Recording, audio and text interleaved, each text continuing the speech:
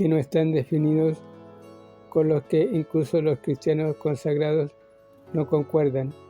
En estos 3 capítulos Pablo delinea los principios básicos que deben gobernar nuestra vida cuando se trata de cosas cuestionables.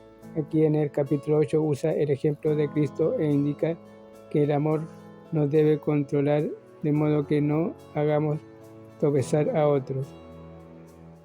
Mateo capítulo 17, versículo 24 al 27.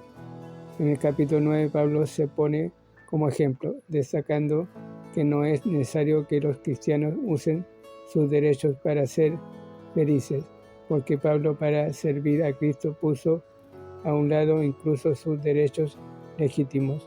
Al final, en el capítulo 10, usa el ejemplo de Israel para advertir a los creyentes respecto a los pecados de presunción, prácticamente con los conectados a la idolatría e inmoralidad.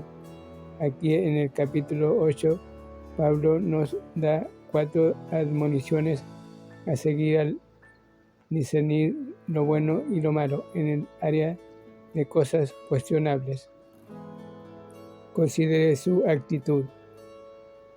Versículo 1 al 3. Demasiado a menudo los cristianos fuertes que conocen la Biblia se inclinan a envanecerse cuando se relacionan con los cristianos más débiles. Pablo admite, tanto aquí como en Romanos capítulo 14, que algunos creyentes son fuertes y maduros en la fe, mientras que otros son débiles y tienen punto de vista legalista de la vida cristiana. El conocimiento envanece, pero el amor edifica. Versículo 1. Es más, el que piensa que lo sabe todo está admitiendo que no sabe nada. Pablo no nos anima a ser hermanos ignorantes, sino más bien nos advierte que una actitud orgullosa no se asemeja a Cristo. El conocimiento y el amor se deben balancear. Amar a Dios y a nuestros hermanos, no debemos juzgarnos ni rechazarnos los unos a los otros por cuestiones antibíblicas. Romanos capítulo 14, versículo 4 al 12. Considere el conocimiento de su hermano. Capítulo 4, versículo 8. La vida cristiana no puede vivirse a plenitud si se ignora la palabra de Dios. Debemos siempre tomar en consideración que algunos cristianos no comprenden las bendiciones de la libertad que tenemos en Cristo.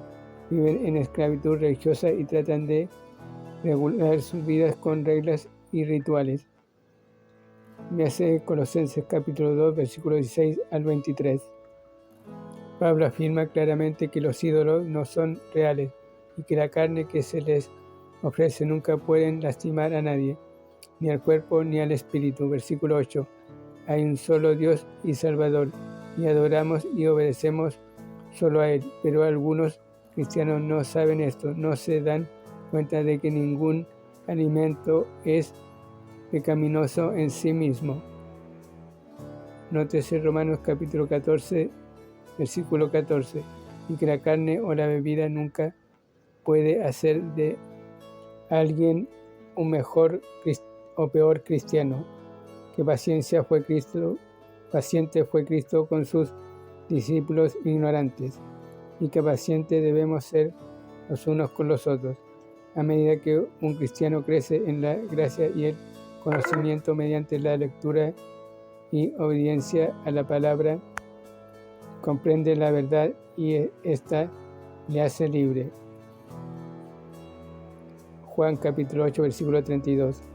Ve el conocimiento como una herramienta para construir, no como un arma para luchar.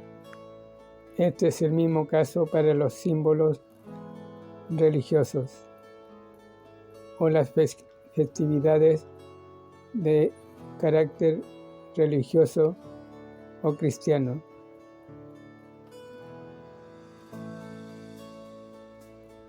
La clave está en nuestras intenciones, no en las cosas o en los símbolos. Considere la conciencia de su hermano. Versículo 9 al 11. La conciencia es el juez interior que nos condena cuando hacemos lo malo y nos elogia cuando hacemos lo correcto. Nos da testimonio. Romanos capítulo 2, versículo 15, capítulo 9, versículo 1. La conciencia del cristiano ha sido purificada.